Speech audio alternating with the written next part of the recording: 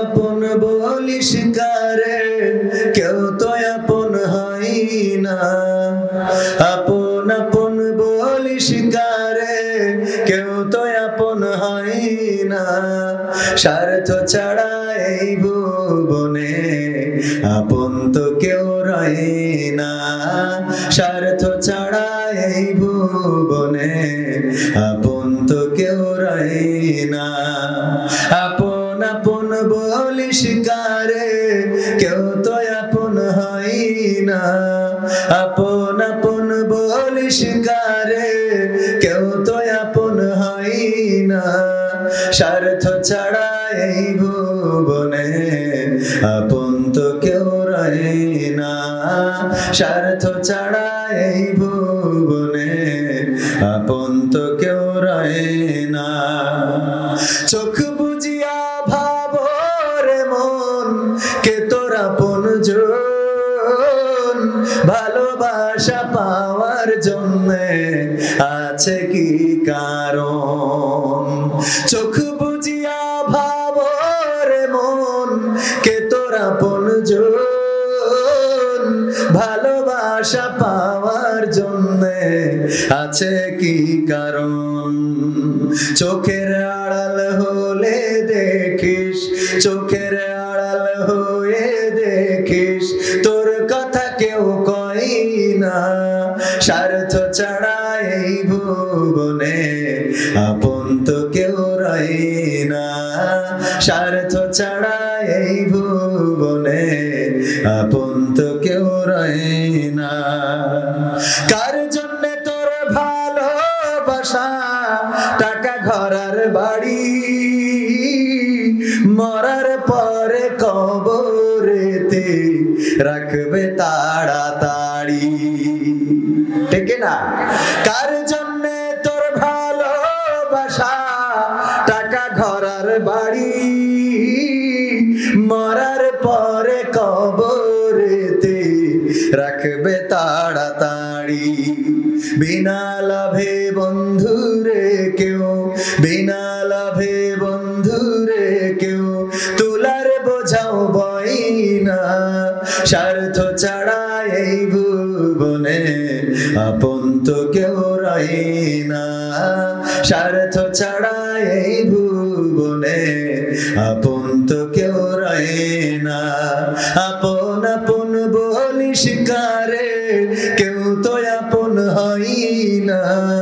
আপন আপন বলিস কারে, কেউ তো আপন হয় না। স্বার্থ ছাড়া এই ভুবনে আপন তো কেউ রয় না। স্বার্থ ছাড়া এই ভুবনে আপন তো কেউ রয় না। স্বার্থ ছাড়া এই ভুবনে আপন তো কেউ রয় না। আর একটু জোরে, কথা কি ভুল বললাম? স্বার্থ ছাড়া কেউ আপন নয়, তার প্রমাণ যদি নিতে চান, এই বাংলাদেশে আওয়ামী লীগ করে এমন কথা সাত মাথায় বগুড়ার সাত মাথায় যে বলার মতো কেউ কি এখন আছে? বলেন কেউ আছে? না, কেউ বলবে না। কারণ এখন যদি কেউ বলে যে আমি আওয়ামী লীগের লোক, আমি নৌকার লোক, আমি শেখ হাসিনার লোক, স্বার্থ তো নাই, টাকা দিবে না, পয়সা দিবে না, বরং বলবে দে বাড়ি। কি পিটানি আছে না নাই? আর তাই এখন কেউ শেখ হাসিনার পক্ষে দাঁড়ায় না, আওয়ামী লীগের পক্ষে দাঁড়ায় না। অথচ যখন ক্ষমতায় ছিল তখন শেখ হাসিনার ডানে বামে সামনে পিছনে এই গ্রামে শহরে বন্দরে নগরে সব জায়গায় তার পক্ষের লোক ছিল না? ছিল না? কথা কয় না, ছিল না? ছিল না? কারণ স্বার্থ ছিল। বাজেট আসতো কোটি কোটি টাকা, লাখ লাখ টাকা, আর সেই বাজেট সয়াবিনের তেলগুলো খাটের নিচে ঢুকাইছে। সুবহানাল্লাহ, কথা কয় না? সুবহানাল্লাহ হবে? ঢুকাইছে না ঢুকায় নাই? রাস্তা করেছে 4 বছর লেগেছে যে রাস্তা করতে, 3 মাসের মধ্যে সেই রাস্তা গর্ভবতী হয়েছে না হয় নাই? 2 পাশ দিয়ে গর্ভবতী হয়ে গেছে, মাঝখান দিয়ে গর্ত। এর এরপরে কয়েকদিন পরে গর্ভপাত হয়ে গেছে, খগুলো বের করে দিয়েছে। আর এই রাস্তা এখান থেকে সামনে যাওয়ার কোনো কায়দা তেমন একটা নাই। রাস্তার যে বাজেট হইলো, ওই বাজেট দিয়ে যদি রাস্তা করা হতো তাইলে এই রাস্তা 20 বছরের মধ্যে নষ্ট হতো না, কিন্তু বাজেট দিয়ে তো করে নাই। টাকাগুলো সুইজারল্যান্ডের ব্যাংকে নিয়ে গেছে, থাইল্যান্ডে, সিঙ্গাপুরে নিয়ে গেছে। আর যার কারণে এখন জনগণ এত কষ্ট করে। আর এইগুলো করতো স্বার্থের জন্য। এই জন্য আমি বলেছি, স্বার্থ ছাড়া কেউ আপন নয়। আপনার স্ত্রীও আপন নয়, আপনার মা বাবা ভাই বোন যাদেরকে আপন মনে করেন, যতদিন দিতে পারবেন ততদিন আপন বলবেন। আপনি দেওয়া বন্ধ করে দেন, আপনার ছেলের কাছে আপনি বোঝা হয়ে যাবেন, আপনার মেয়ের কাছে আপনি বোঝা হয়ে যাবেন। আপনার স্ত্রীর হক আদায় করতেও যদি ব্যর্থ হন, ওই স্ত্রী পরকিয়া করার চিন্তা করবে। কথা কয় না? যদি বয়স থাকে, যে বাসর রাতে কথা দিয়েছিল আপনাকে ছেড়ে যাবে না, যে বাসর রাতে বলেছিল তোমার সাথেই জীবন, তোমার সাথেই মরণ, একটু 19 থেকে 20 হইলেই কয় তোর সাথে সংসার করতে এসে ঝলি বুড়ি মরলাম। কয় না কয় তোর সাথে আমার আর হবে না। হ্যাঁ, হুজুর ঠিক জোরে বলছে, কেন ঝামেলায় আছে নাকি? সম্মানিত ভাইয়েরা, আলোচনা কি করব? থাকবেন এই বৃষ্টির মধ্যে? ঝড় আসলে, টর্নেডো আসলে চলে যাব নাকি? মুসলমানেরা ঝড়, টর্নেডো, সুনামি, আমফান এগুলোকে ভয় পায়, বন্দুকের নলকে ভয় পায়। ভয় পেয়েছে, গুলি খেয়েছে, শহীদ হয়েছে, রাস্তায় পড়ে রয়েছে। 1500 অধিক ছাত্র শহীদ হয়ে প্রমাণ করে দিয়েছে বাঙালি, বাংলাদেশি জনতা জীবন দিতে জানে, মরতে জানে, শহীদ হতে জানে, মাটির অধিকার ছেড়ে দিতে জানে না। কারণ এই দেশটা একটি দেশের তাবেদার রাষ্ট্রে পরিণত হচ্ছিল। ঠিক না বেঠিক? একটি দেশের তাবেদার রাষ্ট্রে পরিণত হচ্ছিল। আর যারা পরিণত করছিল তাদের তেল মর্দন করতে করতে এমন একটা অবস্থা তৈরি করেছিল। কিছুক্ষণ আগে আমার আব্দুল সালাম যুক্তিবাদী ভাই বললেন, সবাই ধারণা করে নিয়েছিল যে এই পাথর আর সরানো সম্ভব নয়। ঠিক না বেঠিক? এরকম চিন্তা সবার মধ্যে হয়ে গিয়েছিল না? এই জন্য আমি সাইফুল্লাহ মানসুরের একটা গান একটু কনভার্ট করেছি, শোনাবো? ক্ষমতায় কেউ স্থায়ী হয় না, হোক না সে খালেদা কিবা হাসিনা, সে আরটা চিরকাল থাকে না। ক্ষমতায় কেউ স্থায়ী হয় না, মুজিবুর বেশি দিন থাকেনি, জিয়াউর কেউ তো রাখেনি।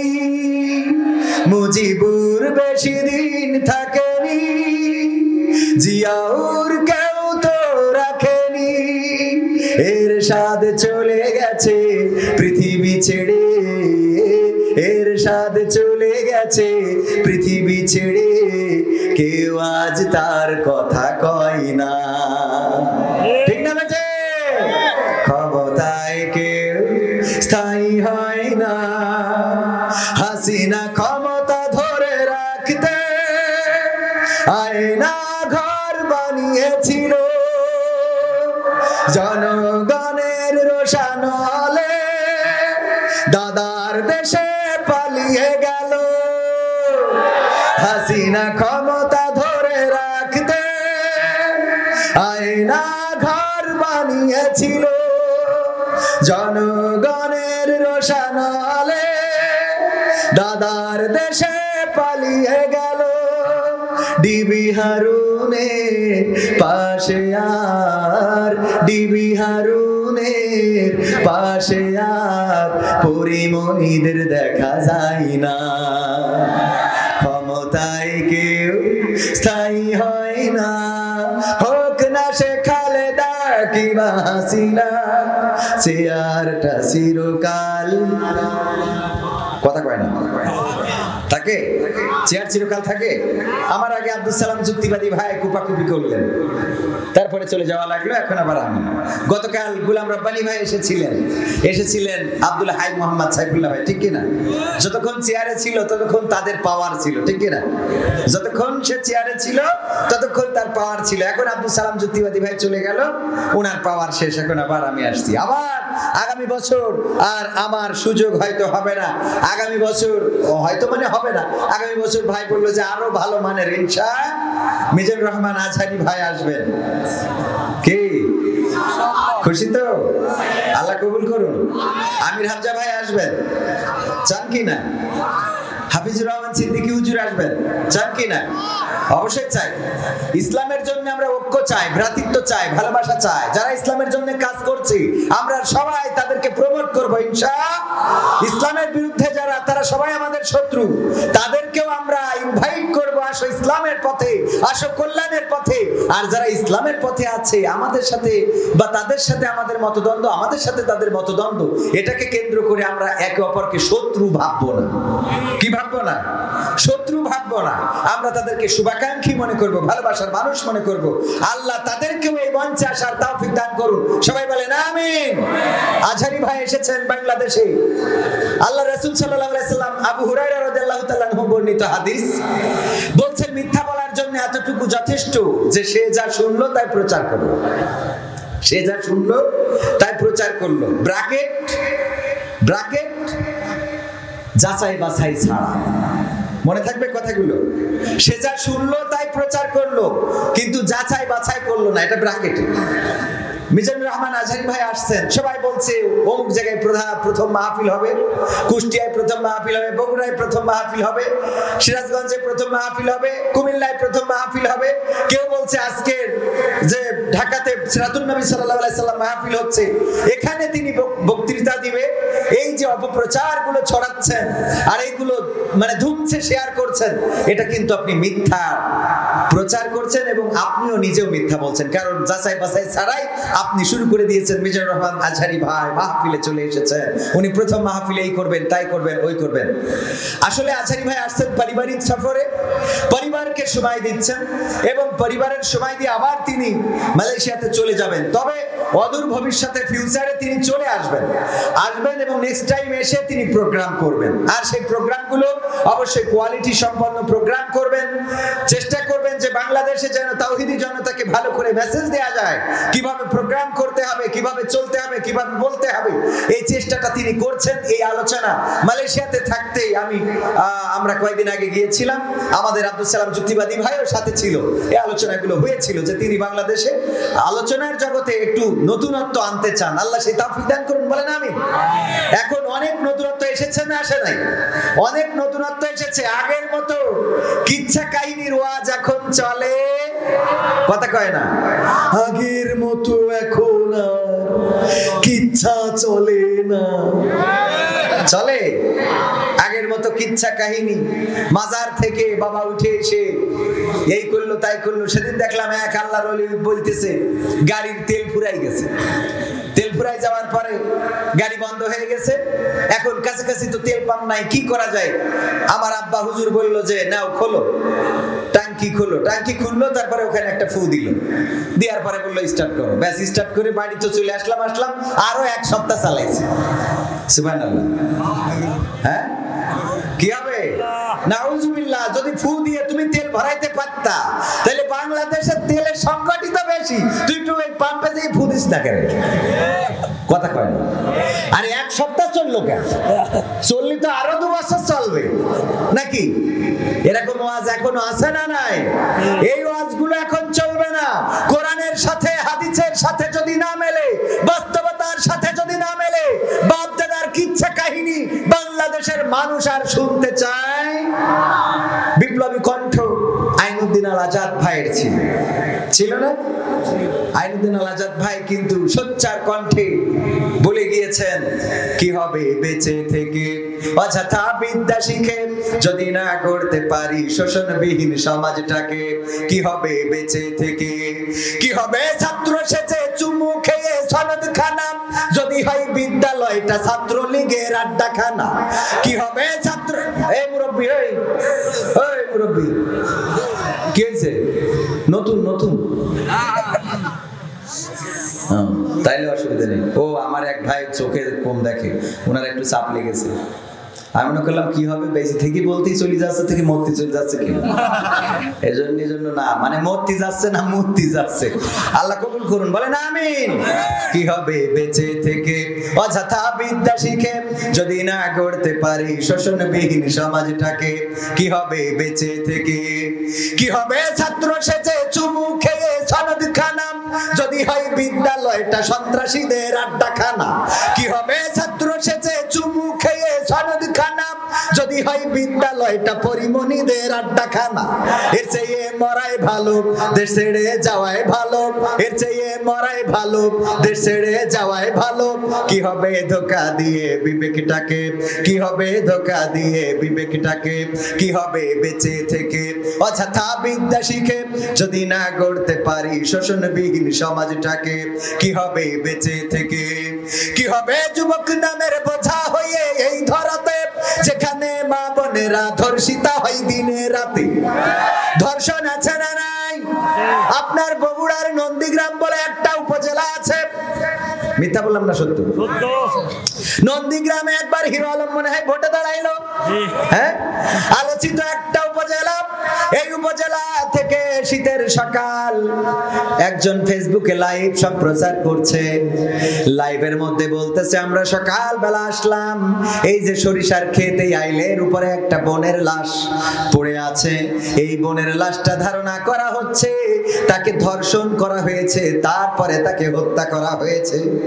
যেই ব্যক্তি লাইভ করছে সেও চিনে না ফেসবুকে সরাসরি সম্প্রচার, সেও জানে না এটাকে কার বোন, কার মা, কার স্ত্রী, কার আপনজন জানে না। আমি লাইভ দেখলাম যশোর থেকে, আমি চিন্তা করলাম আহারে ওটা তো আমার কেউ না, এত টেনশনের কি আছে? ও তো আমার বোন না, আমার বউ না, আমার মা না, আমার খালা না, আমার ফুফু না। অন্য যারা দেখলো সবাই এই চিন্তা করলো, যে লাইভ দিল সেও এই চিন্তা করলো তো আমার আপন কেউ না। সবাই যখন চিন্তা করলো আমার আপন কেউ না, এটা নিয়ে প্রতিবাদের দরকার নাই, এটা নিয়ে প্রতিরোধের দরকার নাই, এটা নিয়ে আন্দোলনের দরকার নাই, এটা নিয়ে বিচার চাওয়ার দরকার নাই। এই কথা মনে করে যদি আমি আপনি বাড়িতে ঘুমিয়ে থাকি, সেই দিন বেশি দূরে নয় যেই দিন আপনার আমার ঘরে আমার বোন, আপনার বোন, আমার স্ত্রী, আপনার স্ত্রী ধর্ষণের শিকার হবে। প্রতিবাদ করার মতো কোনো মানুষ পাওয়া যাবে না, ঠিক না? ঠিক। সুতরাং অন্যায় যেখানে প্রতিবাদ সেখানে মনে থাকবে কি?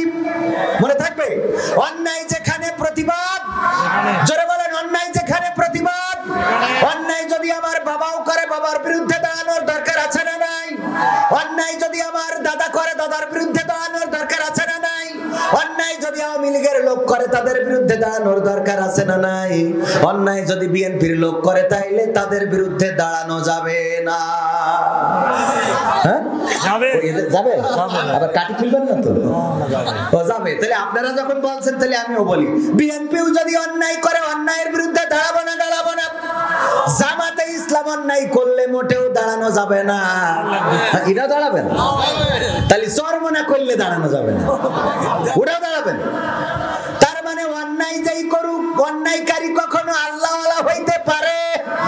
আল্লাহওয়ালা তো সে যে অন্যায় করে, অন্যায় করে না, পরের হক মেরে খায় না, আইলটাকে সোজা রাখে, পরের আইলগুলো কেটে নিজের জমিনের মধ্যে ঢুকায় না। আবার মাঝে মাঝে উপরের ক্ষেত যার, নিচের ক্ষেত আর একজনে, কাকড়ার মতো করে, কাকড়া চেনেন কিনা, কাকড়ার মতো করে ছোট্ট ছিদ্র করে দিল, ও সার দিয়ে রেখে গেছে, ওই পানিটা এই পানিতে টেনে নিল। এরকম আল্লাহর বান্দা আছে না নাই? আছে। মানে কি, এইখানে গত 2 দিন আগে লাইট, ওই যে কি লাইট যেন, ঝাড়বাতি চুরি করেছে 3 সেট না 4 সেট। আবার গতকালকে চুরি করেছে 15 সেট। সুবহানাল্লাহ, ও নাউজুবিল্লাহ। আমার আবার উল্টো পাল্টা হয়ে যায়, মনে কিছু না। নাউজুবিল্লাহ। দর্শকরা কেমন সচেতন, শ্রোতারা সচেতন হওয়ার দরকার আছে না নাই? সচেতন হওয়ার দরকার। পরীক্ষা কি নেবো? একটা নেবো। পরীক্ষা নিয়ে তারপরে আমি আমার সঙ্গীত শোনাবো। দেখি এই পরীক্ষায় কয়জন টিকে থাকে। হ্যাঁ ঠিক আছে, আমি এখনো কিন্তু শুরু করিনি, মানে শুরু করবো আর একটু পরে। পরীক্ষাটা নিয়ে শুরু করবো। রাজি আছেন? সঙ্গীত শোনাবো। 100টার উপরে সঙ্গীত দিয়ে বই সাজিয়েছি, ঠিকানার গান। এখানে নতুন পুরাতন অনেক গান আছে যেগুলো আপনাদের শোনা দরকার। এমপিরা সব কোথায় গেল, কোথায় কাদের কাকা, তাদের ছাড়া দেশটা কেমন লাগে ফাঁকা ফাঁকা। ঠিক না ঠিক? শোনাবো শোনাবো শোনাবো, কিন্তু পরীক্ষাটা নিয়ে। ভাইয়েরা আমার, একটা পরীক্ষা হয়ে যাক কেমন আপনাদের ইমানের উন্নতি হয়েছে। একবার আল্লাহ রাব্বুল আলামিন, এই কাগজ মাগজ আমার দিয়ে না, আমি যদি ভালো না পারি। যদি তুমি ভেবে থাকো আপন বলে আছে কেউ, বিশ্বাস রাখো এই কথাতে, আজ কি বা কাল পর যে সেও। এই গানটা গাওয়ার জন্য অনুরোধ করেছে, তাই আগেই একটুখানি গেয়ে রেখে দিলাম, যাতে ও না মনে করে যে ভাই আমার তো কিছু গাইতে দিল, বললাম তাই শুনলো না। আমি আবার না শুনলে ভালো লাগে না। শুনবো ইনশাআল্লাহ, আপনারা থাকলে চলবে, যদি না থাকেন একসাথে চলে যাবো। থাকবেন ইনশাআল্লাহ? থাকা যাবে ইনশাআল্লাহ? তাহলে পরীক্ষাটা হয়ে যাক। আমার চেয়ারে বসা, আমার এখানে বসা, সবাই সচেতন হয়ে যান। এই পরীক্ষায় যদি জিতে যান তাইলে বুঝবো যে উন্নতি হয়েছে, আর যদি হেরে যান তাইলে বুঝবো যে আপনার আরো ওয়াজ শুনতে হবে। আর একবার ওই যে মুনকার নাকিরকে খুঁজে পাওয়া যাচ্ছে না। মুনকার নাকির কি করে? কি করে এই ফেরেশতা? কি করে? সওয়াল জবাব করে। কবরে যেয়ে বলে, মান রব্বুকা মান দীনুকা মান নবিয়ুকা, তোমার রব কে, তোমার দিন কি ছিল, তোমার নবী কে ছিল। এই প্রশ্ন যে দুই ফেরেশতা করে, এই দুই ফেরেশতাকে খুঁজে পাওয়া যাচ্ছে না। আল্লাহ রাব্বুল আলামিন বলল, দুই ফেরেশতা কোথায় গেল? অন্য ফেরেশতাদের বলল, কোথায় গেল একটু খুঁজে দেখো। দুনিয়ায় এসে খুঁজে গেল, পাইলো না। আল্লাহর কাছে যে বলছে, আল্লাহ পাইলাম না, তোমার দুই ফেরেশতা যে কোথায় চলে গেল জানি না। বলতেছে যে ফিলিস্তিনে ইসরায়েলে কয়েকবার যে কিছু হামলা করেছে, ওখানে ইসরায়েলের সৈন্য মারা গেছে, ওদের তো কবরে রেখেছে, সওয়াল জবাব করা লাগবে। গোটা বিশ্বে কত মানুষ মারা গেল, ওদের সওয়াল জবাব করতে হবে। কোথায় গেল ভালো করে খোঁজো। খুঁজেই পাই না, খুঁজেই পাই না, খুঁজেই পাই না। তারপরে দুনিয়া আসমান জমিন সব জায়গা খুঁজতে খুঁজতে হঠাৎ করে দেখলো যে আব্দুল কাদের জিলানীর কবরের মধ্যে দুইজন রয়েছে, কিন্তু তাদের হাত পা বাঁধা। কি করা? আব্দুল কাদের জিলানীর কবরের মধ্যে হাত পা বেঁধে রেখেছে মুনকার নাকিরকে।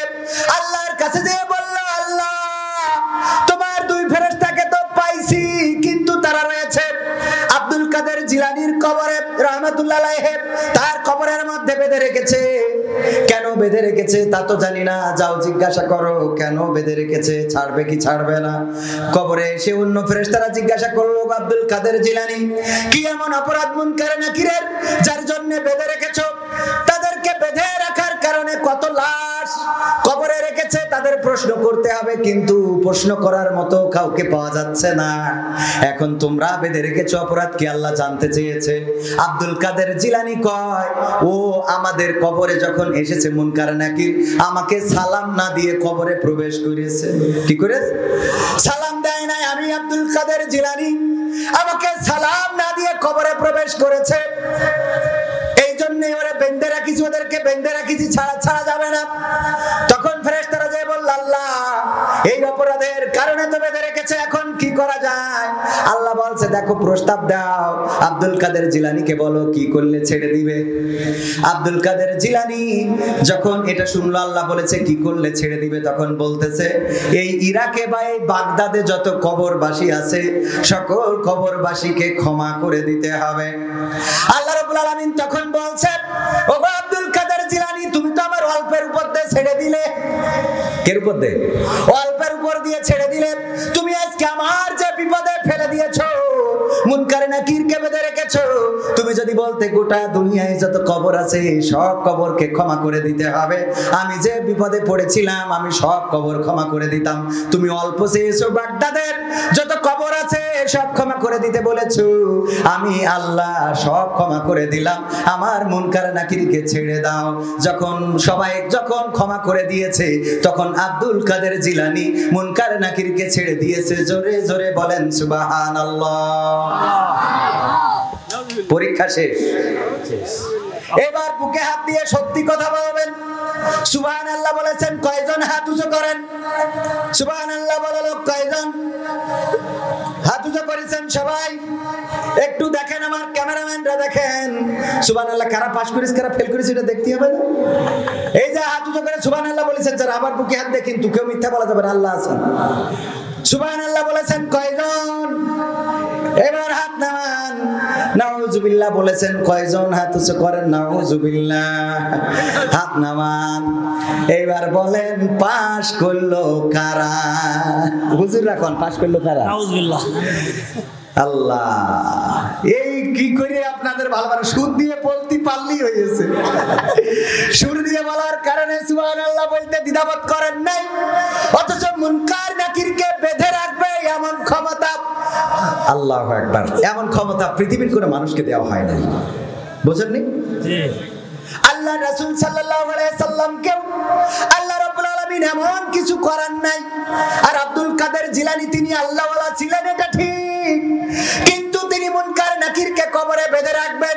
আর কবরে যে বেঁধে রাখলো, রাখার পরে ফেরেশতারা ওখানে আটকা পড়ে গেল, আর ফেরেশতারা জানলো আর আল্লাহ জানলো। এই ঘটনা কবির বিন সামাদের কাছে জানাইলো কিটা? কথা কয় না, এ তো ফেরেশতাদের ঘটনা আর আল্লাহর ঘটনা।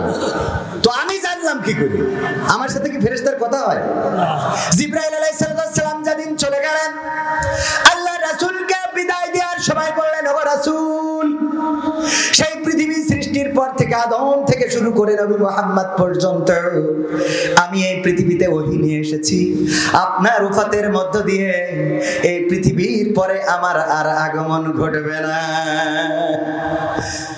ভাইরা আমার, আমরা যে আব্দুল কাদের জিলানী নিয়ে এমন একটা ঘটনা বললাম, এটা একটা বানোয়াট ঘটনা, এটা বানানো ঘটনা, এটা বানিয়েছে ওই তরিকার লোকজন, কাল্পনিক একটা ঘটনা বানিয়েছে। কবরে ফেরেশতার সাথে আমাদের দেখাও হয়নি, বাপ দাদাদের দেখাও হয়নি। আমার জাহিদ ভাইয়ের দেখা হয়েছে কি না? তারও দেখা হয় নাই। এই কবরে ফেরেশতাদের বাইরে রাখলো, আর উপর থেকে ফেরেশতা আসলো খুঁজতে, তারা এসে তদন্ত করলো, আল্লাহর সাথে কথা হলো, আর আমরা জেনে গেলাম। এটা কি কখনো হয় নাকি? এটা তো কমন সেন্স দিয়ে বোঝার বিষয়। আল্লাহ, আমার ভাইয়েরা, আব্দুল কাদের জিলানীও এমন ছিলেন না। একদিন শয়তান এসেছে আব্দুল কাদের জিলানীর কাছে, এরকম জুব্বা পরে, মাথায় টুপি দিয়ে, তারা টুপি, খুব সুন্দর করে। এখন আবার আবুয়া না কি যেন পরে, হ্যাঁ আবা পরে, এই যে ভাই জানে ভালো, আবা পরে। এই আবা পরে খুব সুন্দর করে শয়তান এসে বলছে, আসসালামু আলাইকুম ইয়া আব্দুল কাদের জিলানী। আব্দুল কাদের জিলানী মনে করছে, রে বাবা, এত কায়দা করে সালাম দেয় কিনা? কয় কে বাইরে?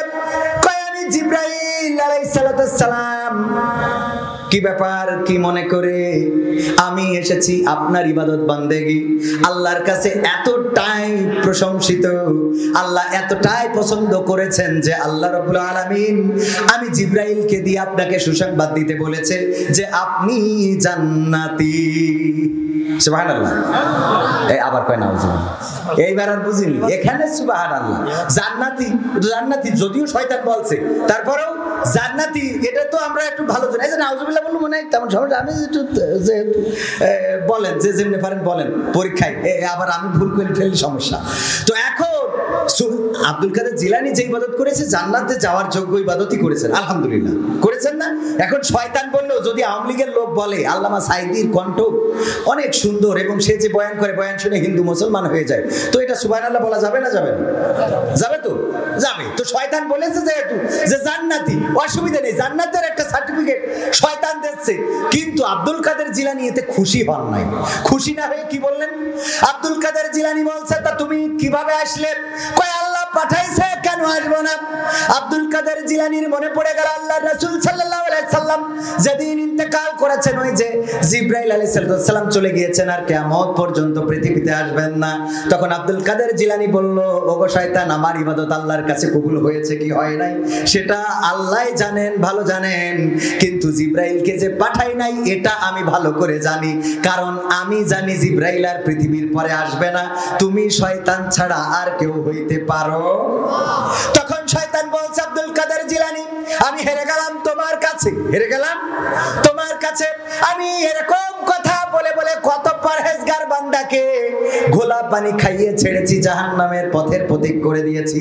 কারণ আমাদের অনেক বাপদাদার কাছে এরকম শয়তান এসে যদি বলে যে এই করো ওই করো, ও কয় আমার পরে ইলহাম জারি হয়েছে। কি জারি হয়? এই কথা কয় না, ওর পরে ইলহাম হয়, উপর থেকে আসে। এত শয়তান যে বলি ঠিক আছে। আব্দুল কাদের ওই আর একজন ছিল কাদিয়ানি ওই জাতীয় কাজগুলো করেছে। শয়তান যে যা বলেছে ও তাই করেছে, আর কয় আমার কাছে ইলহাম। নাউজুবিল্লাহ বলবেন না ভাইয়ার আমার। তাহলে পরীক্ষায় পাশ করেননি যারা, মন খারাপ করার দরকার নাই, একটু বুঝার দরকার, একটু ভাবার দরকার, একটু জানার দরকার। ও আমার ভাইয়ারা, সেই যদি জানতে হয় তাহলে কোথায় আসতে হবে? কোরআনের কাছে আসতে হবে। আল্লাহ বললেন ওয়াইযা কুরিয়াল কুরআনু ফাসতামিউ লাহু ওয়া আনসিতু লাআল্লাকুম তুরহামুন। যখন তোমাদের সামনে কোরআন পড়া হয়, যখন তোমাদের সামনে কোরআন থেকে তেলাওয়াত করা হয়, তখন তোমরা তোমাদের হৃদয়ের কান দিয়ে শোনো, যাতে করে তোমাদের উপরে আল্লাহর রহমত বর্ষণ হতে পারে। আল্লাহর রহমত চান কারা কারা? একটু দুটি হাত দেখতে চাই। নারায়ে তাকবীর। আল কোরআনের আলো, আল হাদিসের আলো। আমার নেতা তোমার নেতা, আমার নেতা তোমার নেতা। আমরা নেতা হিসাবে কাকে মানি? বিশ্বনবী হযরত মুহাম্মদ সাল্লাল্লাহু আলাইহি ওয়াসাল্লামকে নেতা মানি। কিন্তু অনেকে আছে নেতা হিসাবে আবার আছে না নাই? ওই আল্লাহর নবীর বিরুদ্ধে কথা বললে জেল জুলুম কিছু হয় না, বরং তারা পুরস্কার পায়। আর ওই নেতার বিরুদ্ধে, ওই তাদের বানানো নেতার বিরুদ্ধে, পিতার বিরুদ্ধে কথা বললে তার জেল জুলুম আছে না নাই? এখন নাই, আগে ছিল। এখন যা ছিল সেটা অতীত হয়ে গেছে, মানে এখন নাই, আগে এখন নাই, আগে ছিল। ওগো আমার ভাইরা, নেতা হিসাবে মানতে হবে কাকে? আল্লাহ রাসূলকে। আর বিধান মানবো কিসের বিধান? এই কোরআনের সব সমস্যার সমাধান আছে না নাই? সমাধান খুঁজে খুঁজে ক্লান্ত হয়েছে যারা, সমাধান যদি পেতে চাও, সব পথ গিয়ে ভুলে কোরআন দেখো খুলে। সমাধান যদি নিতে চাও, সমস্যা যত সব দূর করে দিবে রব, সমস্যা যত সব দূর করে দিবে রব, যদি তুমি যাও চেয়ে যাও। সমাধান, সমাধান খুঁজে খুঁজে ক্লান্ত হয়েছে যারা, সমাধান যদি পেতে চাও, সব পথ গিয়ে ভুলে কোরআন দেখো খুলে। সমাধান যদি নিতে চাও, কোরআন ধরি না বলে, কোরআন পড়ি না বলে চারিদিকে হই লাঞ্ছিত। কোরআন জানি না বলে, কোরআন মানি না বলে সব অধিকার বঞ্চিত। ঠিক না বেঠে? কোরআন ধরি না বলে, কোরআন পড়ি না বলে চারিদিকে হই লাঞ্ছিত। কোরআন জানি না বলে, কোরআন মানি না বলে সব অধিকার বঞ্চিত। মরিচিকার পিছে না ঘুরে মিছে মিছে, মরিচিকার পিছে না ঘুরে মিছে মিছে, কোরআনটা খুলে দেখে নাও। সমাধান, সমাধান খুঁজে খুঁজে ক্লান্ত হয়েছো যারা, সমাধান যদি পেতে চাও, সব পথ গিয়ে ভুলে কোরআন দেখো খুলে। সমাধান যদি নিতে চাও, কোরআনেই বলা আছে কোন পথে চলবে, কোন পথে মিলবে মুক্তি। কোরআনেই লেখা আছে কোন পথে শান্তি, কোন পথে আসবে শক্তি। কোরআনেই বলা আছে কোন পথে চলবে, কোন পথে মিলবে মুক্তি। কোরআনেই লেখা আছে কোন পথে শান্তি, কোন পথে আসবে শক্তি।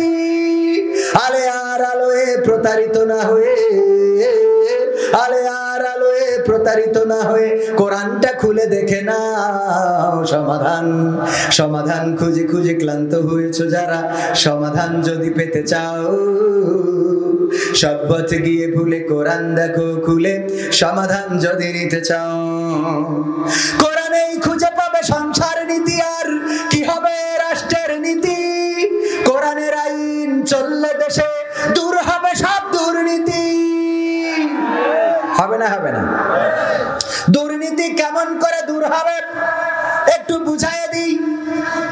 ওই যে কিছুক্ষণ আগে ঝাড়বাতি যে চুরি করছিল, তাকে ধরার পরে সামান্য উত্তম মাধ্যম হয়েছে।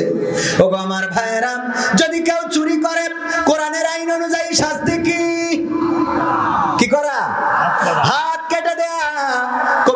সামাদ চেয়ারম্যান ইলেকশন করলো, চেয়ারম্যান হয়ে গেল, সরকার থেকে বাজেট আসলো, রাস্তার বাজেট, বিধবা ভাতার কার্ড, তারপরে অন্যান্য আদার্স চাউল ডাউল আসে, এইগুলো চুরি করে করে নিজের নামে ঢুকানোর পরে বাংলাদেশের আইন, বাংলাদেশের সংসদে যদি কোরআনের আইন কায়েম থাকতো আর কবির বিন সামাদের ধরা খাওয়ার পরে যদি হাতের কবজিটা কেটে দিত, দেওয়ার পরে এসে যদি আপনাদের বলতাম ভাইয়েরা আমার বুঝা হাত নিয়ে, ওগো আমার ভাইয়েরা কেউ চুরি করবেন না, চুরি করা গুনাহের কাজ, অন্যায় কাজ, শুধু তাই নয় যদি কেউ চুরি করে তাইলে তার হাতের কবজি থাকবে না, হাতের কবজি কেটে ফেলা হবে। আপনারা প্রশ্ন করতেন হুজুর আপনার হাতের কবজি কই? আমি বলতাম আমাদের ওখানে একটা আখের মিল আছে কালীগঞ্জে, চিনিকল, এই চিনিকলে আখ, গ্যান্ডারি, কুইশাল আপনারা যাই বলেন না কেন, এই কুইশালে আমি আখ ঢুকানো কাজ করতাম। এক সময় আখ ঢুকাইতে ঢুকাইতে হঠাৎ করে হাত ঢুকে রসই পাটালি হয়ে গেছে, তাই ডাক্তারে কেটে দিয়েছে। কিন্তু আপনারা কেউ চুরি করবেন না, চুরি করবেন না রে। আপনারা বাড়ি যাওয়ার সময় বলতেন হুজুর যতই বলুক না কেন আখের মেশিনের মধ্যে বা গ্যান্ডারি কুইশালের ওই রস করতে যে হাতটা নষ্ট হয়ে গেছে, আসলে কিন্তু সেটা না, আমাদের মন বলে এই হুজুর যশোরের চোর ছিল। ঠিক না বেঠিক? আমার জাহিদ ভাই কোটি কোটি টাকার মালিক, আল্লাহু আকবার, আল্লাহ টাকায় বরকত দিন বলেন আমিন, ব্যবসায় বরকত দিন, বারাকা দান করে দিন। এইভাবে শুধু নয় আরো বড় পরিসরে যেন মাহফিল করতে পারে। বন্যার্তদের পাশে দাঁড়িয়েছে। কুমিল্লা ফেনীতে যখন বন্যা হয়েছে ভাইজান নিজের পকেটের অর্থ খরচ করে গিয়েছি। আমার ভাইজানকে এইভাবে জনগণের পিছনে খরচ করার হাতটা আরো প্রশস্ত করে দিন বলেন আমিন। আমার ভাইজান এই টাকা ইনকাম করেছে সুপারির ব্যবসা করে। কিসের ব্যবসা? হ্যাঁ, সুপারি, সুপারির ব্যবসা করে। আমরা তো জানি সুপারির ব্যবসা, কিন্তু এর বাইরেও যদি আরো অনেকের অনেক রকম ব্যবসা আছে না নাই? এর বাইরে যদি ভাই ধরে নেন সরকারের সাথেও লেনদেন আছে, কিংবা ভারতের সাথে ওই যে এমপি আনারের মতো, আমার কালীগঞ্জের ক্যামেরাম্যান এসেছে, এমপি আনার হত্যা হলো, শুনেছেন কিনা আপনারা? কোথায় কোথায়? ওই পাশে দাদার দেশে, সেখানে হত্যা করা হলো। শুধু হত্যা করা হয় নাই, ওগো আমার ভাইরা, তার একটা টুকরো মাংস পর্যন্ত বাংলাদেশে আনার ব্যবস্থা, মাংস পাওয়া যায় নাই, টুকরা টুকরা করেছে। সেই মাংসগুলো কোথায় কি করেছে, রান্না করে খেয়েছে নাকি কুত্তা খাওয়াইছে তাও জানি না।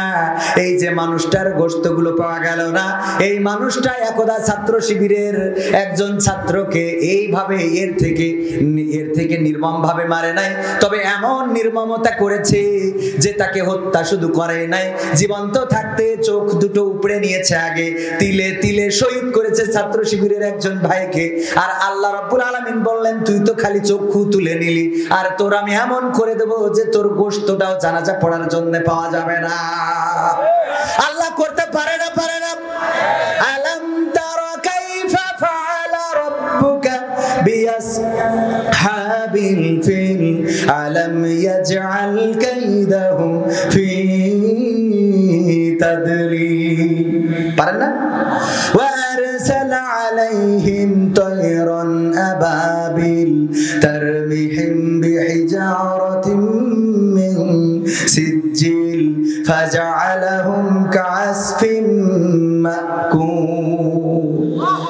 আল্লাহ রাব্বুল আলামিন এই সূরা ফিল দিয়ে জানিয়ে দিয়েছেন বিশ্ববাসীকে। আল্লাহ রাসূলকে জানিয়েছিলেন, ওগো রাসূল, আল্লাহ রাসূল জন্মের 50 দিন পূর্বে, কয়দিন পূর্বে? মাত্র 50 দিন পূর্বে আব্রাহা চাইলো কাবাটা ভেঙে ফেলবে। কাবা ভাঙতে এসে আব্দুল মুত্তালিব তখন ছিল কাবা রক্ষণাবেক্ষণ করতো। এখন যারা উমরায় যান সৌদি আরব, কাবা রক্ষণাবেক্ষণ করে না? করে না? চারিদিকে পুলিশ প্রশাসন আছে, কাবায় কেউ হামলা করার কোনো সুযোগ আছে নাকি? না, কেউ হামলা করতে পারবে না। ওগো আমার ভাইরা, তখন কাবা রক্ষণাবেক্ষণের দায়িত্ব ছিল আব্দুল মুত্তালিব। আর আব্দুল মুত্তালিব কে ছিল? আল্লাহ রাসূলের দাদা। আল্লাহ রাসূলের দাদা ছিলেন আব্দুল মুত্তালিব। আব্দুল মুত্তালিবের উটগুলো ধরে নিয়ে গেল আব্রাহার সৈন্যরা, কারণ আব্রাহা একটা গির্জা বানিয়ে বলল এই গির্জা ইবাদত করতে হবে। যেমন আমাদের দেশে নতুন একটা জাতির পিতা হইল না, কথা কয় না। আমরা জাতির পিতা হিসেবে মানি কাকে? ইব্রাহিম আলাইহিস সালামকে। আর আমাদের বইয়ে পড়ানো হলো জাতির পিতা, কথা কয় না। পড়িছি না পড়ি নাই? আমাদের ওই পিতা যদি না বলতাম চাকরি থাকতো না রে, যত বড় হুজুর হওয়ার যাই হও গো, ওই অনুষ্ঠানে গেলি সরকারি অনুষ্ঠানে যেয়ে বলা লাগতো জাতির জনক বঙ্গবন্ধু হত্যাকারীদের আল্লাহ জান্নাত দান করে দিও। বলিছে না বলে নাই? পুরাই দোয়া করিছে, বলে আমার দোয়া না করে না করে নাই। আবার একজন বলল আল্লাহ তুমি বঙ্গবন্ধুকে জাহান্নামের উচ্চ মাকাম দান করো। কত বড় শয়তান ও গেল। আমরাও জীবনে এত বড় ভুল করি, এই করেছি কোন? আমরা জীবনে এত বড় উল্টো পাল্টা দোয়া করিনি, বরং আমাদের হুজুররা বলল কওমি জননী। সুবহানাল্লাহ, কথা কয় না। কওমি জননী পর্যন্ত বানাই দিলাম, ও আমার জননী। আর এখন যারা জননী বানাইলো ওরা বলতেছে ও আমার দরদি, আগে জানলে তোর ভাঙা নৌকায় চড়তাম না। কথা কয় না?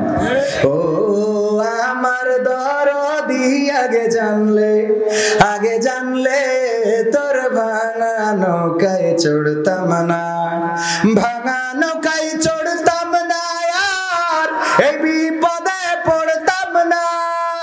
ওরে মাইরে মুরে ফাটাই ফেলাইছে, দেখার লোক তো পাইলাম না। আগে জানলে তোর ভাঙা নৌকায় কি গাছে না গাছে, সবচেয়ে পাশে, সবচেয়ে পিছনে, সবচেয়ে লাস্টে চড়িয়েছে সাকিব আল হাসান, ঠিক না বেঠি? ও লাস্টে ক্রিকেট খেলে খাচ্ছিল, কৃষি চাগাইলো, বললো না আমিও একটু নৌকা বাইতে চাই। নৌকা বাইতে দিয়া হলো 6 মাস 8 মাস এমপি হয়েছে। 8 মাসের মধ্যে 6 মাস খালি বিদেশে ক্রিকেট খেলি বেড়াইছে। এর মধ্যে তো নেত্রী চলে গেল রে, আর আল্লাহর বান্দা এখন দেশে আসতে পারে নারী, ঠিক না বেটে? সত্যি না মিথ্যা বলছি? যাই হোক, শিক্ষা নিতে হবে। এই কথা কেন বললাম? জাতির পিতার জায়গায় আরেকটা জাতির পিতা ঢুকাইছে। আব্রাহা ওরম করিল, কাবার জায়গায় আরেকটা কাবা বানাইলো। সেই কাবা সে যেহেতু খ্রিস্টান ছিল, সেটা ছিল গির্জা। বলল ও দুনিয়াবাসী, এখন থেকে কাবাতে হজ করতে যাবা না, বরং হজ করার জন্য আমার এই গির্জায় আসতে হবে। বলেন সুবহানাল্লাহ। আবার সুবহানাল্লাহ কইছেন না? নাউজুবিল্লাহ। কাবার বিকল্প কাবা বানালো। বানানোর পরে যখন কেউ হজ করতে তো গেলই না, বরং অনেকেই ক্ষুব্ধ হয়ে সেই গির্জায় যেয়ে পায়খানা করে রেখে আসলো। এইটা দেখার পরে আব্রাহার মিজাজটা গেল খারাপ হয়ে, বলল ডাইরেক্ট র্যাপ দিয়ে ধরো আর কুরাস ফায়ার করো, আর যেই কটা শুনবে না ওদের আয়না ঘরে ভরে রাখো। তখনও ছিল না? যাও যে ধরো, মারতে হবে। বললো সৈন্য গুছাও, হস্তি বাহিনী নিয়ে যাব, ওই কাবা ভেঙে গুড়াই দেব, সব একেবারে ঠান্ডা করি, ডান্ডা মেরে ঠান্ডা করে দেব। এই বলে হস্তি বাহিনী নিয়ে আসলো মক্কায়। আসার পথি মধ্যে যেখানে তাবু গাড়লো, ওখানে কিছু উট পাওয়ার পরে ধরে নিয়ে গেল। সেই উটগুলো ছিল দুর্ভাগ্যক্রমে আব্দুল মুত্তালিবের। আব্দুল মুত্তালিব শুনলো আব্রাহার সৈন্যবাহিনী তার উটগুলো ধরে নিয়ে গেছে। এটা শোনার পরে আব্দুল মুত্তালিব চলে গেল, যে বলল তোমাদের প্রধানকে বলল আব্রাহা, বলল আব্রাহার সাথে দেখা করতে চাই। আপনার পরিচয় কি? আমার পরিচয় হলো আমি কাবা রক্ষণাবেক্ষণ করি। আব্রাহার কাছে খবর পাঠানো হলো, আব্রাহা কাবার রক্ষণাবেক্ষণকারী আব্দুল মুত্তালিব এসেছে, আপনার সাথে দেখা করতে চায়। আব্রাহা বলল পাঠিয়ে দাও। তাবুর মধ্যে ঢুকে গেল। যাওয়ার পরে বলল আব্রাহা আমার উট ধরেছে তোমার সৈন্যবাহিনী, আমার উটগুলো ছেড়ে দাও, আমার উটগুলো। আব্রাহা বলতেছে আমি অবাক হয়ে গেলাম, ওগো আব্দুল মুত্তালিব, আমরা শুনলাম তুমি নাকি কাবার রক্ষণাবেক্ষণকারী, কাবা দেখাশোনা করো, কাবার চাবি থাকে তোমার কাছে, আমরা শুনেছি জেনেছি, আর আমরা উটগুলো ধরেছি তোমার উট। তুমি এসে তোমার উটগুলো নিতে চাইলে, অথচ কাবা যে ভাঙতে এসেছি সেই ব্যাপারে কোনো কথা বললে না, কারণটা কি? আব্দুল মুত্তালিব জবাব দিল, দেখো যে উটগুলো ধরেছো ওই উটগুলোর মালিক আমি, কিন্তু যে কাবা ঘর ভাঙতে এসেছো ওই কাবার মালিক তো আমি না, ওই কাবার মালিক হলো আল্লাহ। আমি যেমন আমার উটগুলো ছাড়িয়ে নিতে এসেছি, তেমনি ভাবে আল্লাহর যদি প্রয়োজন থাকে তাইলে আল্লাহর কাবা আল্লাহ রক্ষা করবে। আল্লাহু আকবার। এরপর আব্দুল মুত্তালিব চলে গেল কাবার দরজায়, যে দুটি হাত কাবার দরজায় লাগালেন আর বললেন, ওগো আল্লাহ, আমার তো সেই ক্ষমতা নাই যে ক্ষমতা দিয়ে আমি আব্রাহার পতন করতে পারবো, তার হস্তি বাহিনীর মোকাবেলা করতে পারবো, তার সৈন্য বাহিনীকে ফিরিয়ে দিতে পারবো। ওগো আল্লাহ, এমন শক্তি আমার নাই, এমন সামর্থ্য আমার নাই, আমার সাজানো গোছানো সৈন্য বাহিনী নাই। আল্লাহ, তুমি চাইলে সব করতে পারো। আল্লাহ রাব্বুল আলামিনের কাছে বলে নিরাপদ দূরত্বে চলে গেলেন আব্দুল মুত্তালিব। তারপরে আব্রাহা যখন হস্তি বাহিনী নিয়ে কাবার চত্বরে প্রবেশ করলো, আল্লাহ রাব্বুল আলামিন তখন যা করেছেন সূরা ফিল দিয়ে তা জানিয়ে দিয়েছেন। বলেন সুবহানাল্লাহ। আলাম তারা কাইফা ফাআলা রাব্বুকা বিআসহাবিল ফিল। আল্লাহ বললেন, ও নবী গো, আপনি কি দেখেননি আমি হস্তি বাহিনীর সাথে কেমন আচরণ করেছি? আল্লাহ রাসূল কিন্তু তখন জন্মগ্রহণ করে নাই, তারপরেও আল্লাহ রাসূলকে বলছে আপনি কি দেখেননি? তার মানে আল্লাহ রাব্বুল আলামিন তার কুদরত দিয়ে দেখাতে পারে না, পারে না? আল্লাহ রাব্বুল আলামিন আল্লাহ রাসূলকে বললেন, আপনি কি দেখেননি আমি কেমন আচরণ তাদের সাথে করলাম? আমি তাদের কাছে পাখি, আর তারা নিক্ষেপ করেছিল ছোট ছোট কঙ্কর, আর সেই কঙ্কর তাদের শরীরে পড়ার পরে আমি পশুর চর্বিত ভুসির ন্যায় করে দিয়েছিলাম। আমি এই কথাটা কেন বললাম? দেখেন, আমরা ইতিহাস থেকে শিক্ষা নিই না। এই কোরআন পড়ে আমার মাননীয় সাবেক প্রধানমন্ত্রী দিন শুরু করতেন, কিন্তু এই কোরআনে এই ঘটনা আছে না নাই? এই সূরা দিয়ে আমরা নামাজ পড়ি না, পড়ি না? এই সূরা আমরা সবাই জানি। প্রধানমন্ত্রী সাবেক তিনি যদি কোরআনের এই সূরাটা থেকেও শিক্ষা নিতেন, তাইলে তার অন্তত এতটুকু ভয় থাকতো যে এত বাহাদুরি করে লাভ নাই, এত লড়াই করে লাভ নাই, এত বড়াই করে অহংকার করে লাভ নাই। কারণ বন্দুকের গুলি থাকতে পারে, বোম থাকতে পারে, পিস্তল থাকতে পারে, হামানখা থাকতে পারে, কামান থাকতে পারে, কিন্তু আল্লাহ রাব্বুল আলামিন যদি নির্ধারিত কোন সৈন্যবাহিনী প্রেরণ করেন, তার মোকাবেলা করার মতো কোন কামান, কোন বোম, কোন পারমাণবিক শক্তি এখনো জমিনের উপরে আসমানের নিচে তৈরি হয় নাই। ঠিক না বেঠে? এত সৈন্য, এত পুলিশ, এত বিডিআর, এত বিজিবি, এত সিকিউরিটি, তারপরে নিজের জন্য স্পেশাল সিকিউরিটি ফোর্স করে রেখেছিল, এনএসআই, তারপরে আরো এই যে আমার আর্মি থেকে আরো কি কি যেন বানাইছিল, কত কি বানাইছে গো ওরে। কিন্তু সেই গণভবন গণমানুষের দখলে গেছে না যায় নাই? কথা কয় না, গেছে না যায় নাই? এই ক্ষমতার কোন লাভ আছে না? লাভ নাই। বরং যত নির্যাতন, যত নিষ্পেষণ, যত কান্না, যত হাহাকার, সবকিছু আল্লাহর কাছে তোলা রয়েছে। আল্লাহ রাব্বুল আলামিন দুনিয়াতেও দেখাবেন আর পরকালে দেখাবে না? পরকালে